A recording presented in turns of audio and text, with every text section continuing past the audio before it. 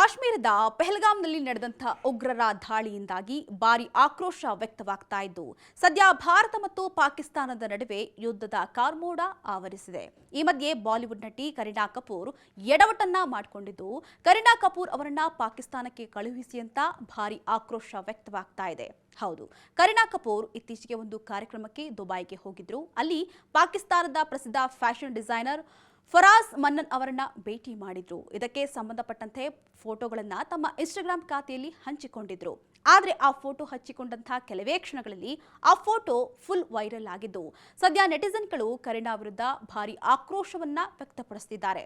ಸದ್ಯ ಪೆಹಲ್ಗಾಂ ಭಯೋತ್ಪಾದಕರ ದಾಳಿ ನಡೆದಂತಹ ನಂತರ ಪಾಕಿಸ್ತಾನಿ ನಟ ಫವಾದ್ ಖಾನ್ ನಟಿಸಿದಂತಹ ಅಬೀರ್ ಗುಲಾಲ್ ಚಿತ್ರವನ್ನ ಭಾರತದಲ್ಲಿ ಬಿಡುಗಡೆ ಮಾಡೋದನ್ನ ನಿಷೇಧಿಸಲಾಗಿದೆ. ಅಲ್ಲದೆ ಸರ್ದಾರ್ ಜಿ 3 ಚಿತ್ರದ ಮೂಲಕ ಬಾಲಿವುಡ್ಗೆ ಪಾದಾರ್ಪಣೆ ಮಾಡಿದಂತಹ ಹನಿಯಾ ಅಮೀರ್ ಅವರನ್ನ ಸಹ ಈ ಯೋಜನೆಯಿಂದ ಕೂಡ ತೆಗೆದುಹಾಕಲಾಗಿದೆ.